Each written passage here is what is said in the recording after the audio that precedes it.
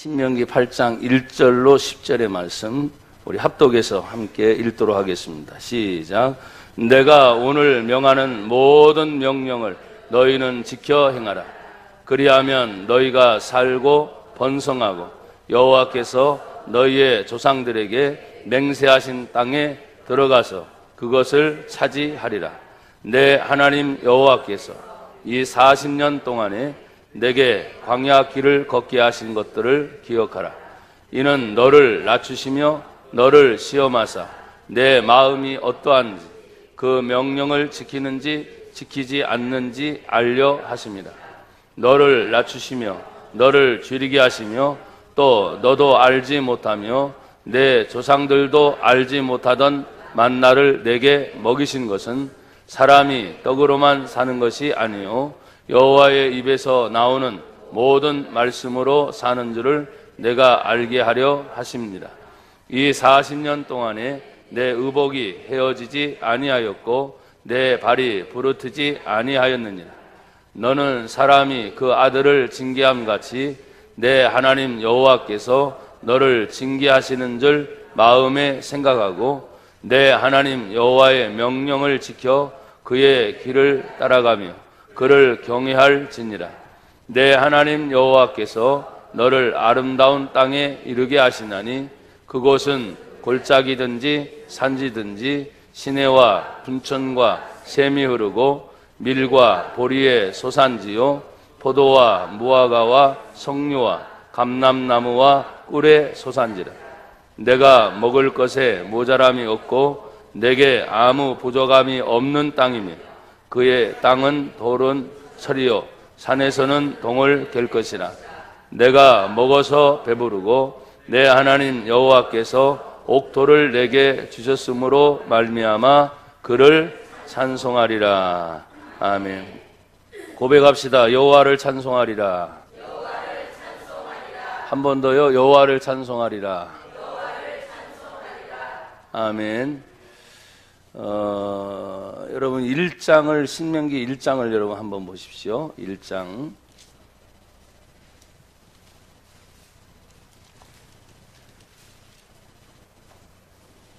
이 신명기가 어떻게 쓰여지게 됐는가를 얘기하고 있어요. 제가 쭉 읽어보겠습니다. 1장 1절에 보면 이는 누가 썼어요?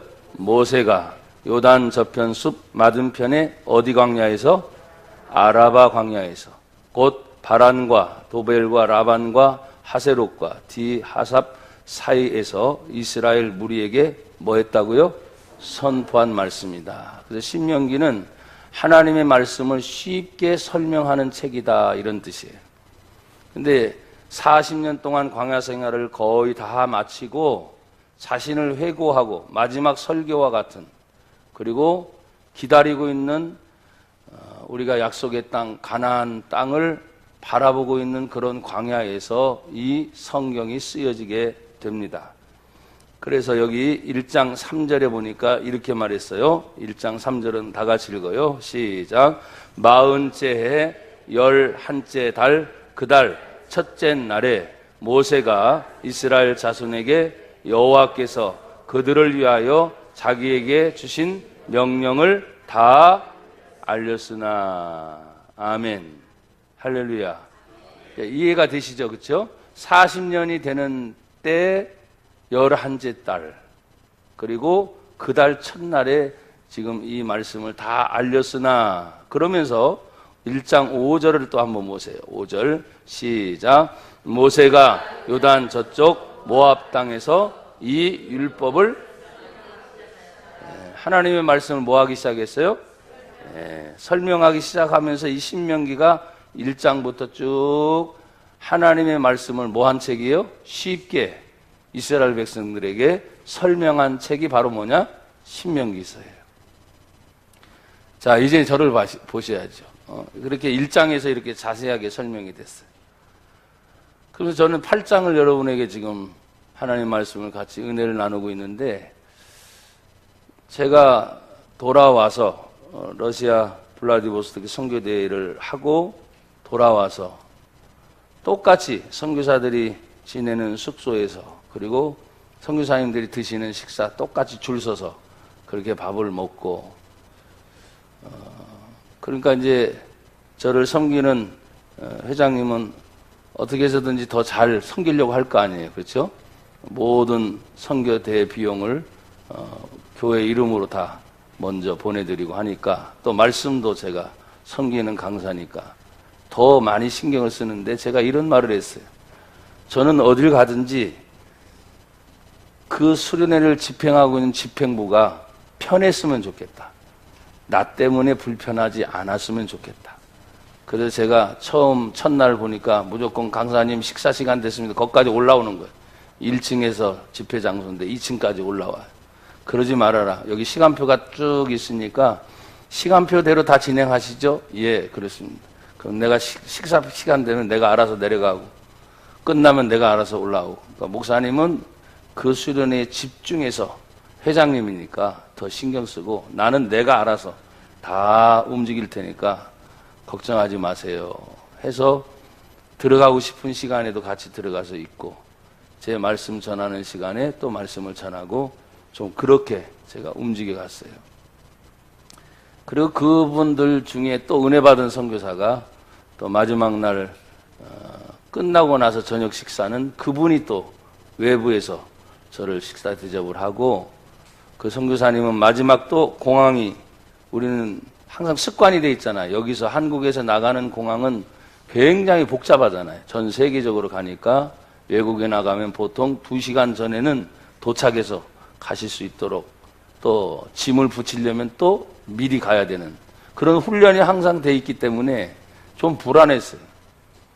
오는 시간이 오후 3시 10분 비행기인데 자기 집에 가는 시간이 12시 반인 거예요.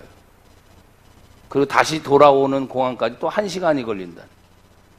그러니까 딱 한 30분 정도 남겨놓고 공항에 도착하는 시간이 딱 계산이 되니까 막 불안한 거예요. 그러니까 이제 공항 자체가 적고, 그날 항공 뜨는 것이 적으니까 그럴 수도 있는데, 저는 훈련된 습관이 2시간 전에 간 사람이라서 불안한 거예요. 근데 현지인은 뭡니까? 항상 해버릇했으니까 불안해요, 안 불안해요?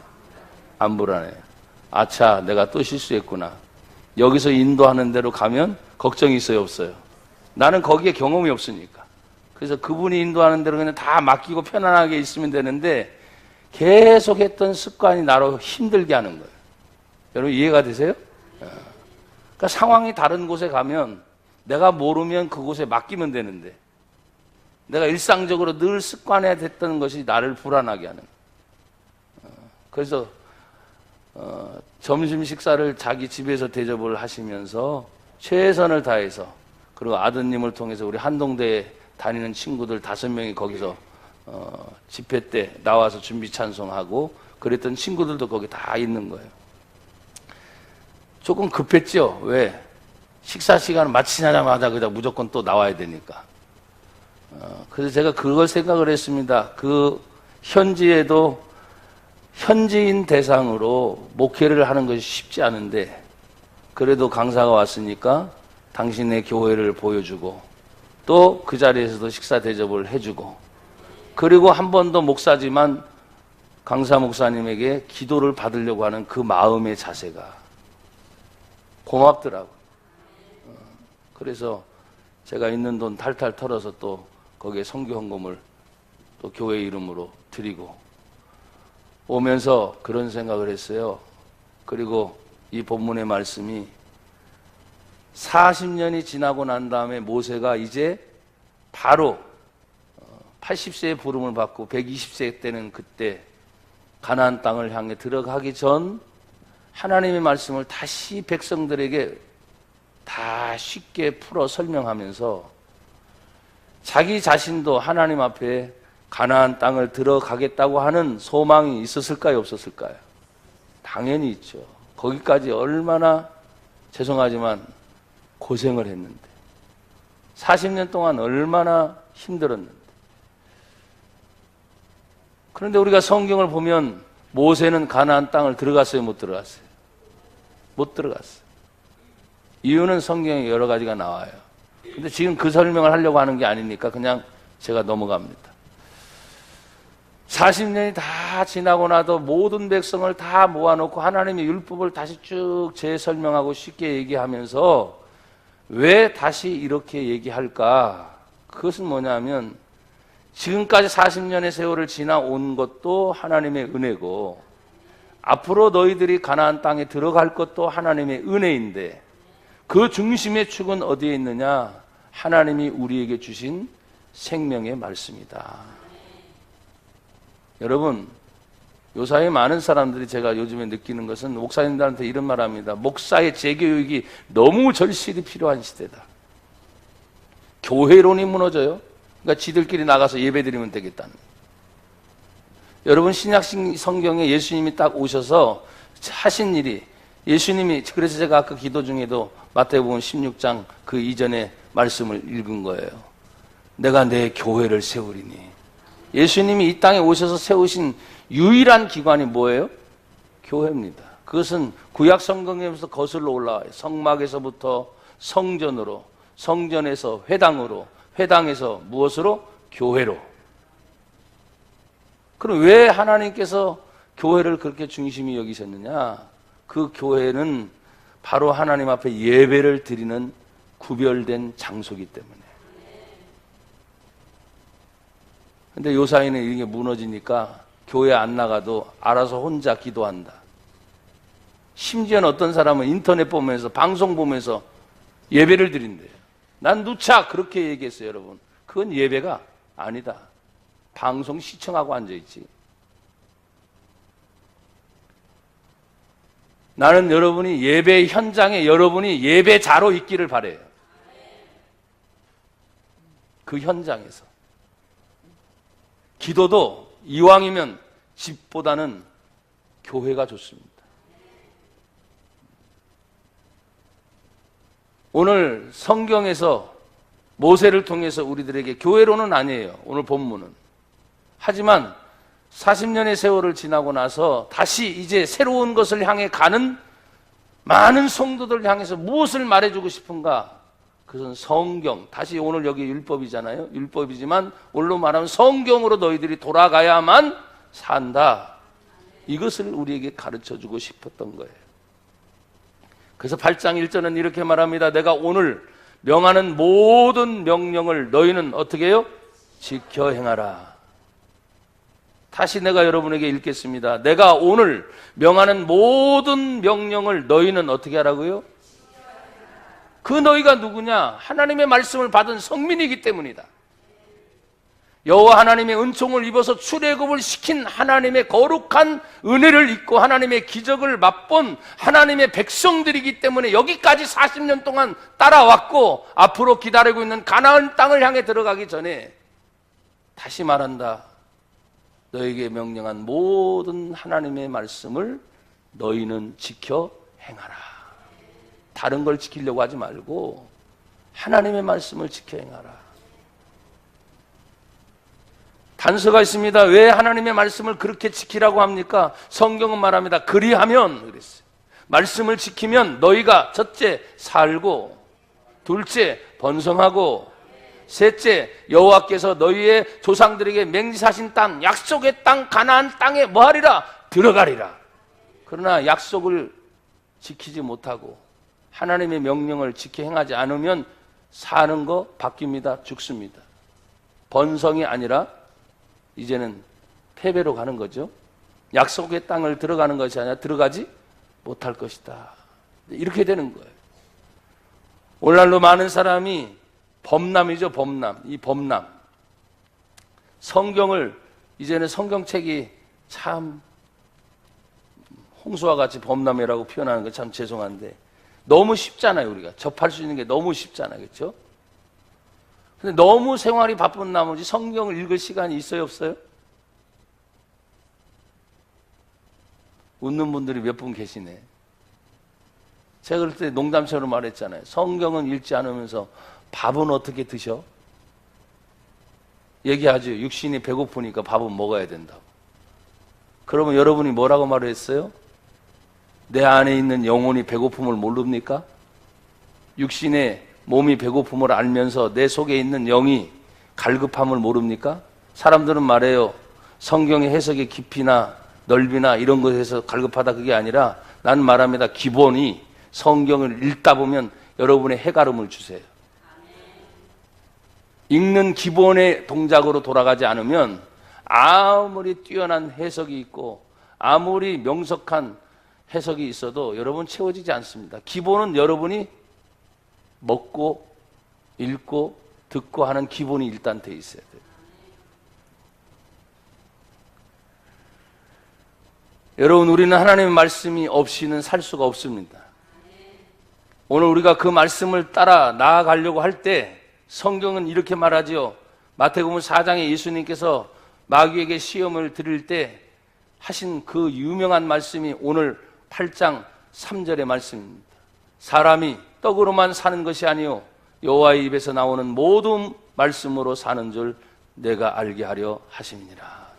이게 예수님이 신명기에 있는 말씀을 끄집어다가 마귀에게 40일 동안 금식을 하시고 난 다음에 마귀에게 시험을 당하실 때 이 말씀으로 딱 이기셨어요.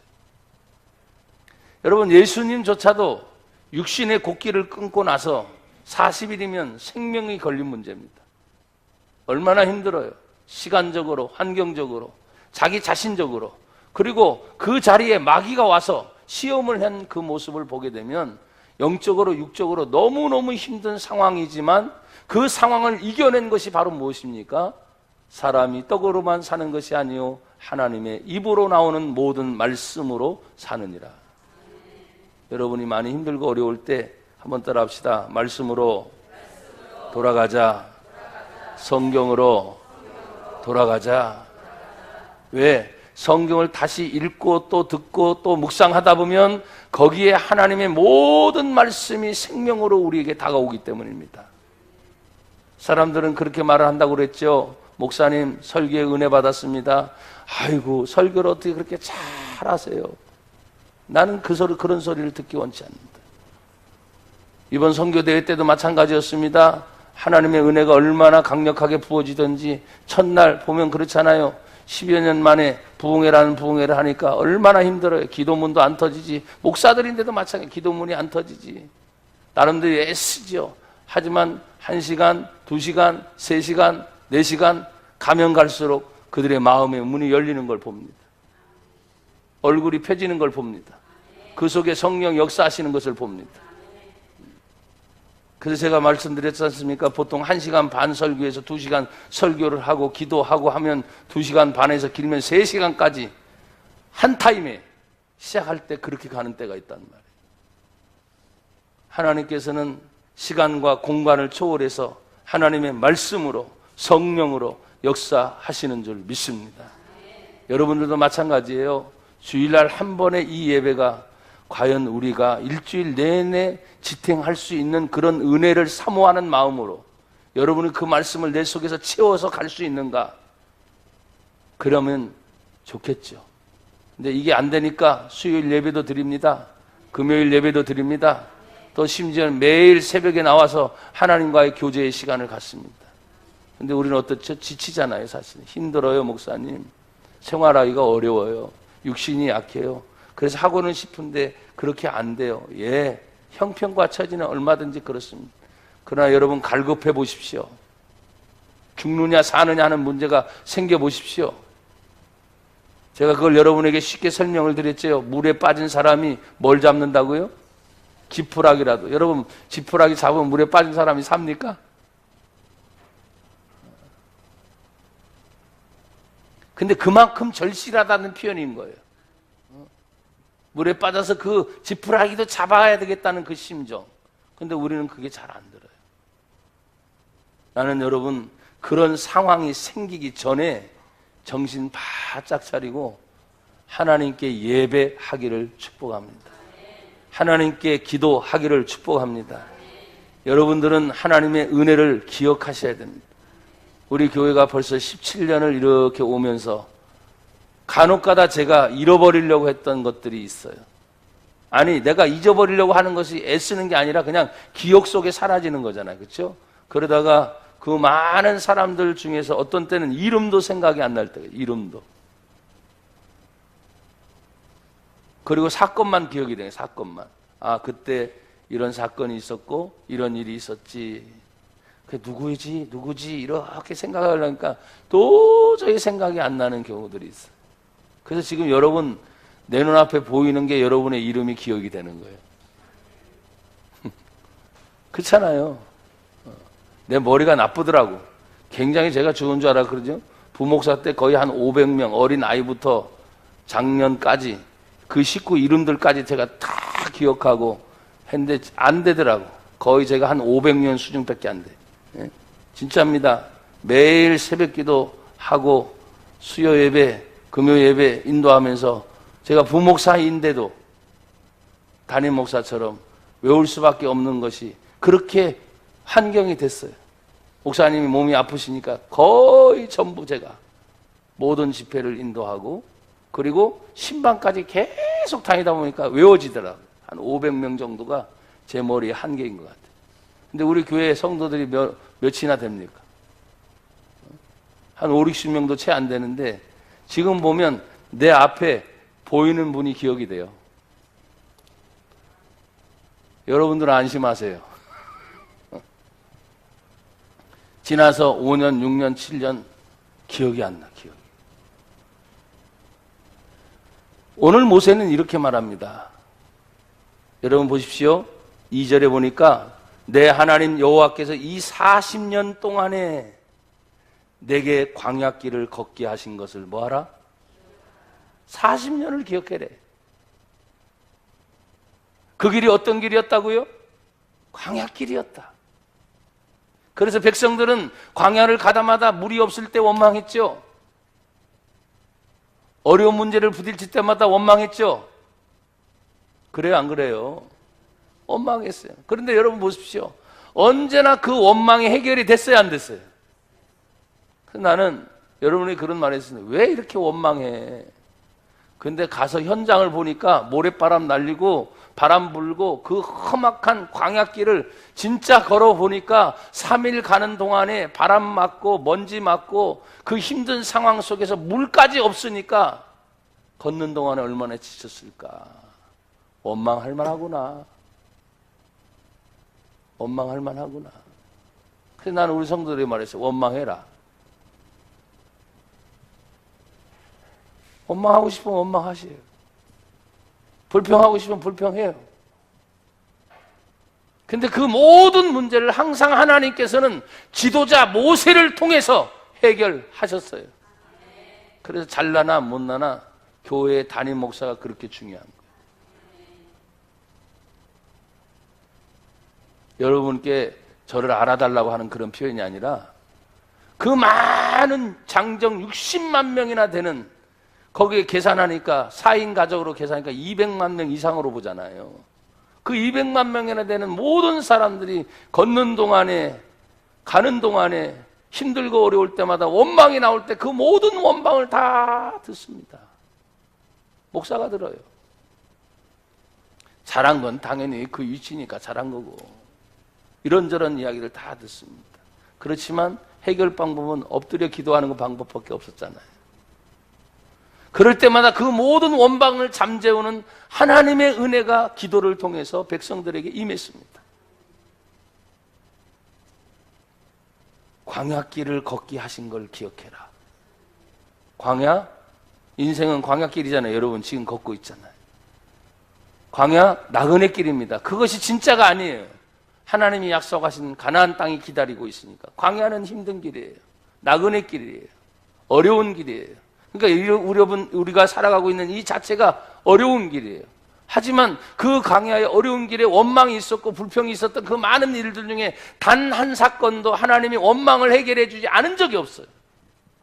불평할 때마다 그 불평이 다 해결되도록 먹을 거 주셨고 입혀 주셨고 보호해 주셨고 거기까지 인도해 주셨고 그리고 이제 40년이 지나온 세월 동안에 모세가 다시 말하는 거예요. 좀 기억해 봐라. 여기까지 어떻게 왔는지, 우리 교회가 여기까지 어떻게 왔는지, 우리 성도들이 지금 어떻게 여기까지 왔는지 기억해봐라. 바로 이 문제. 그 말은 여러분 개인도 마찬가지죠. 힘들고 어려웠을 때, 가정이 이끌어올 때 얼마나 힘들었습니까? 직장과 사업을 이끌어올 때 얼마나 힘들었습니까? 그때마다 기억해봐라. 내가 원하지도 않는 때 주인은 나가라고 하니까 이사를 가야 되고, 그렇죠? 월세에서 전전긍긍하고, 또 전세에서 전전긍긍하고, 또 생활의 염려로 전전긍긍할 때가, 이 지역 자체가 말이죠, 가진 자와 안 가진 자의 차이가 너무 있어요. 그러니까 우리 성도들은 대부분이 가난해, 힘들어, 어려워. 그걸 뻔히 알아. 근데 그걸 가지고 변명 삼지는 말아라. 왜? 하나님이 나를 구원해 주셨기 때문에, 왜? 하나님 나에게 믿음을 주셨기 때문에, 내가 지금 당장 죽어도 나는 천국 갈 수 있는 확신이 있기 때문에. 여러분, 부자도 죽고 가난한 자도 죽어요. 가진 자도 죽고 없는 자도 죽습니다.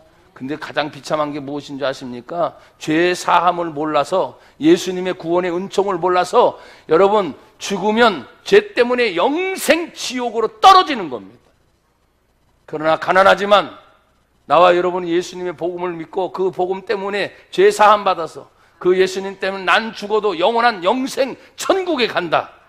여기서 몇십 년 동안 고생하고 힘들고 어려워도 영생 천국에서 하나님과 영원히 사는 그 기쁨과 즐거움 비길 때가 있습니까? 그건 없는 거예요. 사랑하는 여러분, 나는 여러분들이 기억하길 바라요. 때로는 아픔도 고통도 어려움도 있었지만 하나님의 은혜를 기억하세요. 간증을 기억하세요. 우리 교회 안에 치유가 많이 일어났던 걸 기억하세요. 영적 전쟁에서 승리했던 것을 기억하세요. 사람들은 그런 걸 잃어버리고 자꾸 지금의 힘든 것만 얘기해요. 지금도 어려운 것만 얘기해요. 그래서 어쩌라고? 누가 해결해 줍니까? 나는 여러분에게 그렇게 말했어요. 내가 수십억 가진 재산가라면 벌써 여러분 전세 한 채씩은 다 마련해 줬을 거예요. 제 마음이 그래요. 그 월세, 보증금 문제 다 해결해 줬을 거예요. 근데 그렇지 못해. 교회 자체가 힘이 없으니까, 약하니까. 그럼 우리들이 할 수 있는 방법은 뭐냐? 그 원망과 불평과 어려움을 해결했던 하나님께 매달려 기도하는 방법밖에 없다. 하나님께 매달려 예배하는 방법밖에 없다. 그 간절함과 갈급함과 진지함밖에 없다. 그렇게 말하는데도 와닿지 않는 거죠. 왜? 잊어버렸기 때문에. 다시 말합니다. 하나님의 은혜를 기억하세요. 내가 하나님 앞에 받았던 감사, 수많은 것들을 여러분 자꾸 기억해 내셔야 힘들고 어려운 환경을 감사로 하나님께 영광을 돌릴 수가 있습니다. 광야길을 걷게 하신 그 하나님이 너를 낮추시기를 원했대요. 너를 시험하기를 원했대요. 2절에 보니까 내 마음이 어떠한지, 하나님의 명령을 지키는지 지키지 않는지 알려고 광야길을 40년 동안 헤매게 하셨대요. 또 똑같은 말을 합니다. 8장 3절에 너를 낮추시며 너를 줄이게 하시며. 성경을 보십시오. 하나님이 우리를 배고프게 하시는 분이 아니시잖아요. 그렇죠? 언제나 넘치시는 분, 할렐루야. 언제나 풍족하신 분, 모든 것이 넉넉하신 분, 이런 걸 말씀하시는데 오늘 본문은 너를 줄이게 만든대. 너를 낮추게 만든대. 너를 시험한대. 왜? 하나님의 명령을 지키는지 안 지키는지. 근데 그것이 본연의 뜻이 아니었죠. 성경은 말합니다. 너도 알지 못하고 내 조상들도 알지 못하던 뭘 먹여요? 만나. 한 번도 경험하지 못한 그 만나의 이름의 뜻이 뭡니까? 이게 뭐지? 이거예요. 만나가 뭐라고요? 이게 뭐지? 왜? 한 번도 먹어본 적이 없으니까. 여러분, 우리는 그렇게 살잖아요. 기도하면서 이게 뭐지? 경험하지 못한 걸 하나님이 경험하게 해요. 그게 기도의 맛이에요. 그래서 우리는 말합니다. 이것이 나의 간증이요, 이것이 나의 찬송일세. 간증인 거예요. 이게 뭐지?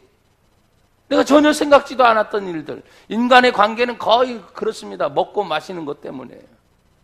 앞날의 진로 문제 때문이지 그 등급의 차이는 우리가 함부로 매길 수도 없어요. 강남에 사가지고 몇천억대 사는 그 사람이 굉장히 물질적 부자인데 영적으로 보면 너무너무 빈곤하고 가난한 불쌍한 사람일 수도 있어요. 왜? 말했지 않습니까? 절대 구원의 잣대는 예수기 때문에. 예수를 모르고 부자라면 가장 불쌍한 사람인 거예요.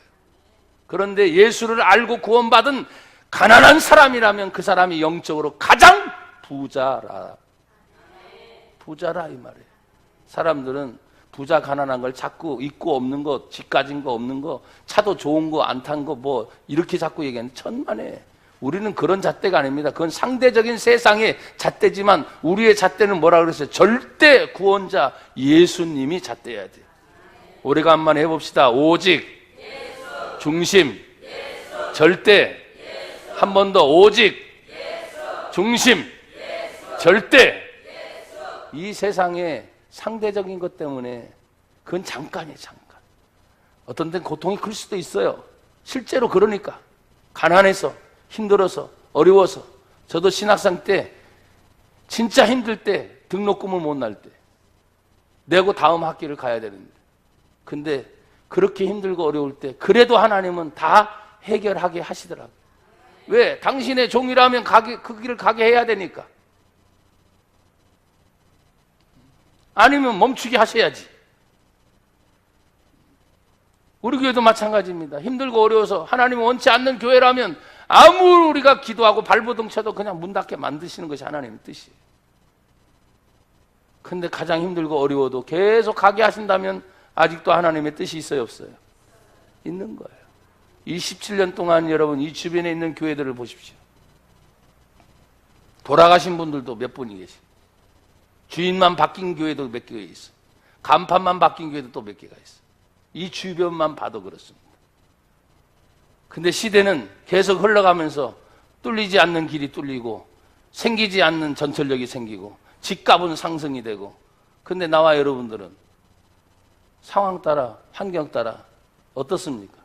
그것이 육신의 삶의 모본이라는 내 영적인 상황은 어떠냐니 내가 예수 믿은 지 1년째 구원받은 간격이 있었어.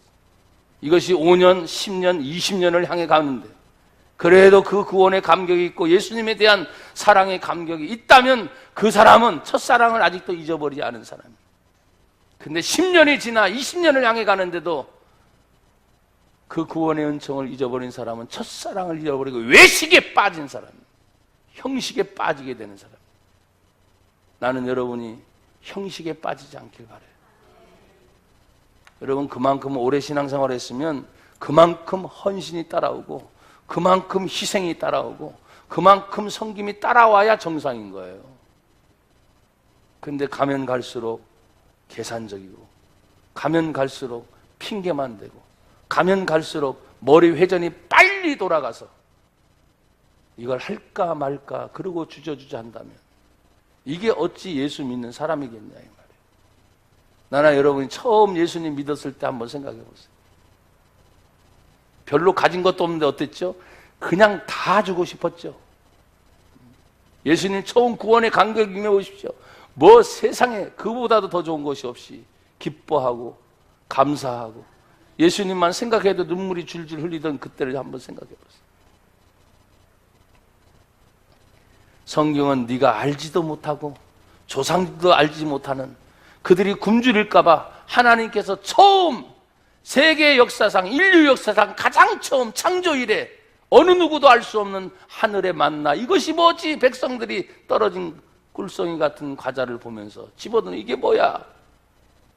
그건 하나님의 백성에게만 주시는 하나님의 선물인 거예요. 아무나 못 먹어요. 광야길을 걸어가고 있고 하나님의 약속을 받아 가나안 땅을 가고 있는 성도들에게만 주시는 특별한 하늘의 양식이 만나였어요. 세상 사람들은 못 먹습니다. 그런 특별한 은총을 입고 있는 저와 여러분임을 기억하시기 바랍니다. 그래서 우리가 신학 공부할 때도 예수 믿는 것은 특별 은총이라고 그래요. 특별 은총, 특별 계시. 일반 계시, 일반 은총은 자연의 혜택 받는 거, 비 오고 이런 것들, 그 다음에 환경에 주변에 영향 받는 건 그냥 다 일반적인 거지만 예수 믿어 구원받고 하나님의 천국을 소유하고 내가 진짜 살아계신 하나님의 아버지로 모릴 수 있는 것은 특별한 은총이다 이 말이에요. 오늘 이것이 뭐냐? 만나. 특별한 은총을 하나님이 계속해서 성도들에게 주시고 준비하고 계신 줄 믿습니다. 그걸 여러분들이 계속해서 맛볼 수 있기를 주님의 이름으로 축복합니다. 그러면서 그 만나를 예수님이 마태복음 4장 4절에 아까 처음 설명을 드렸잖아요. 사람이 떡으로만 사는 것이 아니요 여호와의 입에서 나오는 모든 말씀으로 사는 줄을 내가 알게 하려 하심이라. 모르는 것이 아니라 이제는 알게 하겠다. 그것이 바로 뭐냐? 하나님의 말씀으로 하나님의 백성은 살아야 되는 것이다. 이 40년 동안 4절 보세요. 내 의복이 헤어지지 아니하였고 내 발이 부르트지 아니하였느니라. 환경의 문제, 내 육신의 문제, 하나님이 40년 동안 그들을 지키시고 보호하시고 인도하셨다. 그래서 하나님은 이렇게 말씀하셨습니다. 너는 사람이 그 아들을 징계함 같이 내 하나님 여호와께 너를 뭐 하셔요? 징계하시는 줄 마음에 생각해라 그랬어요. 징계는 진짜 아들일 때 징계합니다. 사랑하니까. 징계의 의미는 무엇입니까? 잘못된 것을 그대로 방치하는 게 아닙니다. 잘못됐을 때 책망하는 것입니다. 나는 가끔씩 제가 우리 본교회에서 담임 목사로 성도들의 눈치를 보면서 할 얘기를 못한다면 그 사람은 더 이상 목회를 못하는 거예요. 징계, 칭찬만 있는 것이 아닙니다. 격려만 있는 게 아닙니다. 또 어떤 때는 위로만 있는 게 아니에요. 사람들은 말하죠. 내가 너무 지쳐 있고요. 내가 너무 힘들어. 언제까지 그럴 건데? 언제까지?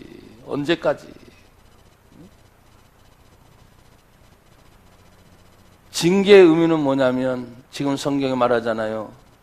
사람이 그 아들을 징계함 같이 내 하나님 여호와께서 너를 징계하시는 줄 마음에 뭐해라?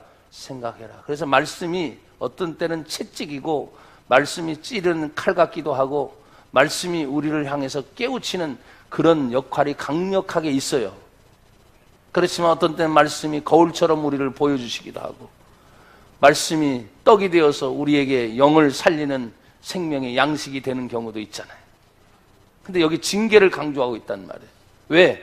40년 동안 오는 동안에 순탄한 길이 아니었고 원망할 때마다 원망을 해결해 주셨지만 하나님의 징계가 따라와야 안 따라와요? 따라왔어. 그러니까 차라리 원망보다는 징계가 따라오지 않는 감사하고 하나님의 은혜를 향해서 나아가는 것이 훨씬 지혜로운 방법이라는 거예요. 우리가 성경을 왜 하나님께서 미리 알려주셨을까? 그런 일들을 반복해서 하지 말아라 라고 먼저 보여주셨어요. 삶을 통해서, 역사를 통해서. 그래서 고린도전서를 쭉 읽다가 보면은 바울도 얘기하잖아요. 하나님이 하나님의 일들을 거울처럼 우리에게 먼저 보여주셨다. 근데 우리는 미련하단 말이에요. 사람이기 때문에 다시 그 일을 계속 반복하는 거예요. 여러분 6절은 또 같이 읽을 거예요. 다 같이요. 시작. 내 하나님 여호와의 명령을 지켜 그의 길을 따라가며 그를 경외할지니라. 아멘. 또 명령을 지키라는 말이 또 나와요. 왜? 그 하나님의 모든 말씀은 여기 시편 119편 105절에 주의 말씀은 내 발의 길이요 빛이요 내 길에 주의 말씀이 내 길에 등불이고 내 길에 빛이다고 말씀을 하신 것처럼 성경에 뭐라고 말씀을 합니까? 내 하나님 여호와의 명령을 지켜 그의 길을 따라가며. 그러니까 여러분 하나님의 길이 있고 세상 길이 있습니다. 이해가 되세요? 내가 세상에 살아가지만 하나님의 길을 가고 있는 사람이 있고 그냥 세상으로 인간의 길을 가는 사람이 있어요. 같은 길을 가더라도 마찬가지. 똑같습니다. 사람이 직장 생활하고 가정 생활하고 이제 학교 개학을 했으니까 아이들은 학교를 가면서 왔다 갔다 하는 길이 거기서 범주를 벗어나지 않아요? 그렇지만 그 길이 세상의 길이 있고 하나님의 길이 있어요. 그래서 믿는 자의 길은 하나님의 길이라고 말할 수 있는 거예요. 나는 여러분이요, 우리가 하나님의 모든 말씀을 지켜 행할 때마다 하나님의 길을 가는 성도가 된 줄로 믿습니다. 그를 경외하는 것이 하나님의 명령을 지키는 것이고 그 명령의 길을 따라가다 보면 기다리고 있는 것이 있습니다. 여기 성경에서의 그 길은 가나안 땅 약속의 땅이죠. 지금 40년 그들이 있고 난 후에 앞으로 들어가게 될 미래를 준비하는 거예요. 그러면 이 미래에는 모세가 가는 것이 아니라 또다시 여호수아가 준비가 돼요. 저는 우리 한국교회 상황을 참 보면서 세대 교체가 지금 이루어지고 있잖아요. 그래서 한국 교회에 참 많은 변화가 또 일어날 겁니다. 다음 세대를 자꾸 얘기하는, 다음 세대는 그냥 나이를 말을 해서 우리 어린 아이들만 다음 세대라고 말하지 않아요. 우리가 향후 일어나는 많은 문제들을 생각해 볼 때 여러분 여전히 한국 교회에 소망이 있느냐 없느냐 말할 때 저는 한국 교회에 소망이 있다고 말하고 다녀요. 왜? 그렇게 힘들고 어떤 때는 성도들이 늘어날 수도 있기도 하지만 또 줄어들 수도 있겠지. 어떤 상황이 생기지만. 그래서 성경을 보면 언제나 하나님은 알곡을 추려서 하나님의 일을 하세요. 크든 적든. 그 시대가 악하든 어떻게 하든. 제가 러시아를 다녀오면서 이번에 깜짝 놀란 것이 있습니다. 그래서 뭐냐면 러시아에 처음 러시아어를 만든 사람들이 선교사들이에요. 왜냐? 중세시대 때 라틴어만 성경이 있었기 때문에 여러분 그 사람들은 종교 지도자들만 보잖아요. 그러니까 일본 평민들은 못 봐요. 그러니까 얼마나 힘들겠어요. 왜냐하면 자기들만의 특권인 거예요. 그런데 어느 날 이게 이제 성경이 번역이 되기 시작하잖아요. 그러니까 러시아를 향한 선교사도 러시아어를 만든 이유가 많은 사람들에게 하나님의 성경의 말씀을 어떻게 하면 전파할 수 있을까? 그런 데서부터 러시아어가 생기기 시작을 했어요. 그리고 동방정교회라고 말하는 정교회가 들어가면서 러시아는 1000년 동안 하나님을 섬기는 나라였습니다. 근데 그것이 교황이고 동시에 왕권이기 때문에 부패하고 타락하기 시작해서 볼셰비키 혁명과 또 공산주의 하면 레닌이죠. 그런 사람들이 주동이 돼서 종교가 타락이 돼서 공산주의가 생긴 거예요. 너무너무 가슴이 아프더라. 그런데 여러분 보십시오. 시대와 역사가 흐르고 난 다음에 공산주의가 잘못됐다는 것이 역사적으로 증명이 돼서 안 됐어요. 100년도 안 된 사이에 공산주의는 몰라 그랬어요, 지금요. 그러니까 하나님 앞에서 신앙의 자유가 있고, 아멘. 하나님 앞에 생명 존중의 사상이 있는 민주주의를 하나님이 원하시는 것은 분명해요. 왜? 세계 역사의 흐름이 그러니까. 근데 사실은 이 민주주의도 왕권으로 본다면 성경에서 보면 민주주의도 하나님이 사실 원치 않아요. 왜? 왕의 정치가 아니라 하나님은 신본 정치를 하셨기 때문이에요. 근데 이제 시대의 역사가 어떻게 흘러갈지는 모르지만 우리가 그런 면에서 볼 때 성경에 하나님께서 이렇게 말씀을 따라 당신의 길을 가다 보면 왜 그렇게 그 길을 가야 되느냐? 그 뒤에는 하나님의 축복이 따라와요. 그 축복이 무엇입니까? 여러분 7절입니다. 내 하나님 여호와께서 너를 어떤 땅에 이르러? 할렐루야. 그 당시로 말하면 어떤 땅입니까? 가나안 땅이죠. 기다리고 있는 가나안 땅. 내 하나님 여호와께 너를 아름다운 땅에 이르게 하시고. 자, 그 아름다운 땅은 골짜기도 산지도 시내도 분천과 샘이 골짜기에도 물이 흐른다는 것은 풍요의 상징인 거예요. 여러분, 제가 설교를 하면서 그런 얘기를 많이 우리 교회도 하지만 제가 일반적인 다른 데 가서 하면 더 디테일하게 구체적으로 증명을 들면서 얘기할 때가 있는데 그만큼 시간을 오래 가야 되니까 그러면서 생각을 하는 거죠. 하나님이 우리나라 대한민국 민주주의가 생긴 지 이제 70년이 채 안 된 이때 모든 대통령, 모든 종교 지도자들이 하나님 우리나라 6.25 때문에 어려웠습니다. 30년 동안 일제 친채 어려웠습니다. 그러니까 하나님의 이제는 잘 사는 나라 대한민국이 되게 해주세요. 불과 몇십 년 만에 잘 사는 나라가 됐어요, 안 됐어요? 지금 세계 경제 11위입니다. 11위. 수출은 세계 8위예요, 8위. 어마어마한 거죠. 이 조그만 땅덩어리, 이 남한, 그것도 남한 한 땅덩어리에. 근데 보십시오. 부의 성장을 이루고 경제 성장을 이루었는데 우리의 신앙의 문제는 어떠냐는 거예요.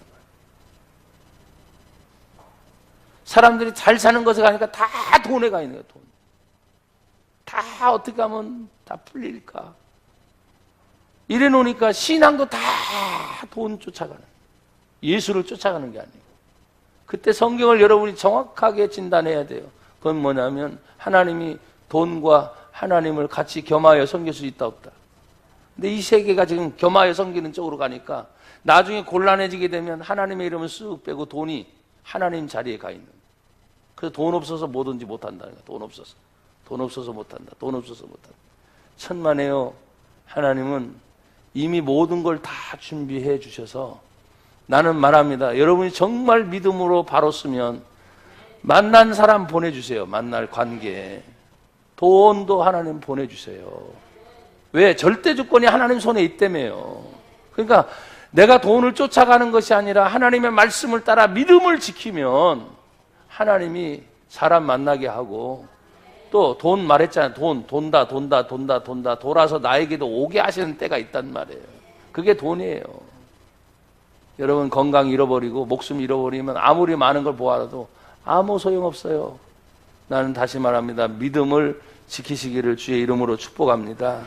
왜? 하나님이 이미 아름다운 곳에 다 준비하셨어요. 풍요를 준비하셨어요. 골짜기에도 물이 흐르고 산지에도 물이 흐르고 분천이 샘솟고 샘이 흐르고 그러니까 풍요로우니까 밀도 보리도 포도 또 무화과도 석류와 감나무와 꿀의 모든 소산지면서 8장 9절에 너무 귀한 말씀이죠. 같이 읽어요. 시작. 내가 먹을 것에 뭐가 없고?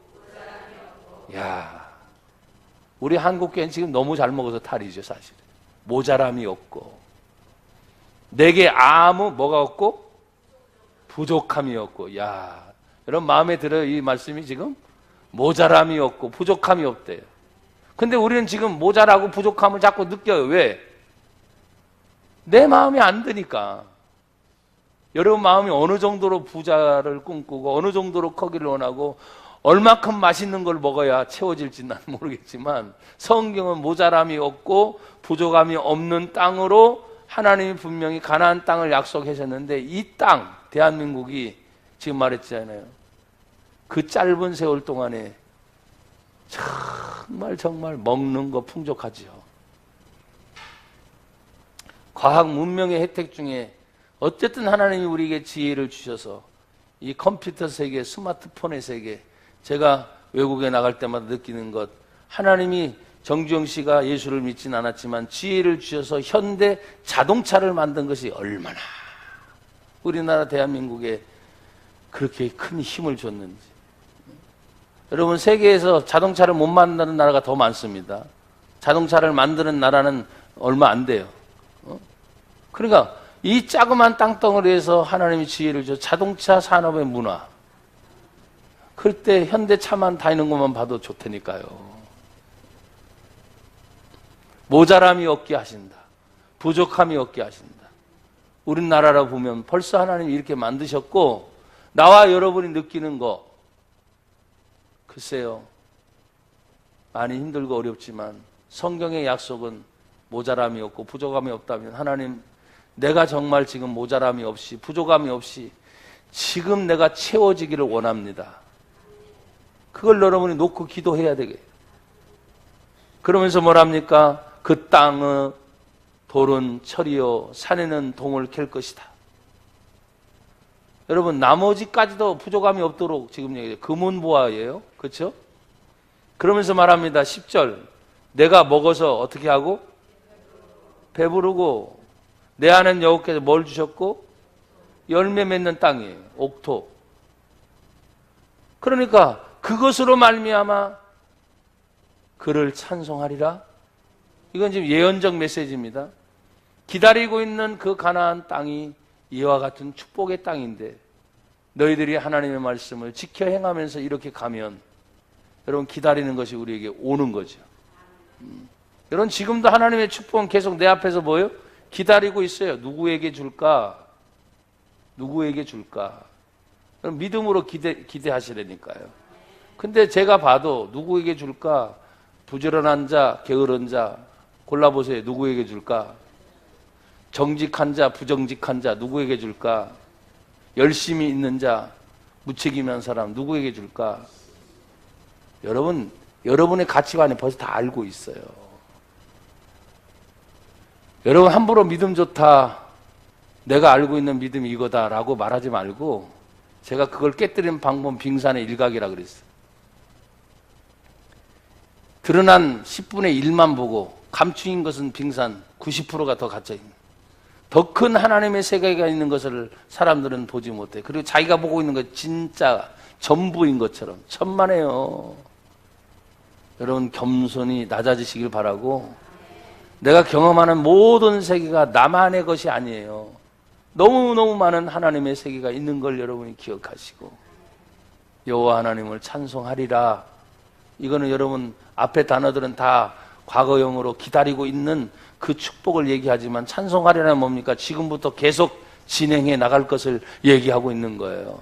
멈추지 않는 하나님의 은혜를 얘기하고 있는 거예요.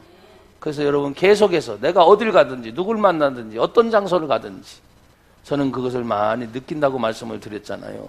제가 우리 교회 안에서, 내가 우리 교회 안에, 우리의 교회 안에 목회만을 하는 것이 아니고 하나님이 자꾸 보내시는 데는 이유가 있겠죠.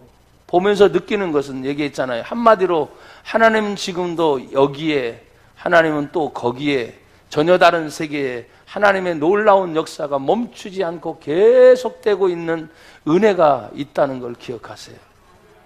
그래서 그 여호와 하나님을 멈추지 않고 찬송하는 우리들이 되기를 주의 이름으로 축복합니다. 하나님 아버지, 감사합니다. 오늘도 여호와 하나님 말씀을 지켜 행하고 내 마음에 기억하여 하나님의 은혜와 감사를 생각나게 하옵소서. 하나님의 모든 말씀을 우리가 지켜나갈 때마다 우리에게 주어진 하나님의 축복이 있음을 기억합니다. 우리 마음속에 깊이 생각하되 생각에 멈추지 말고 행동으로 믿음의 순종이 있게 하여 주옵소서. 예수님 이름으로 기도합니다.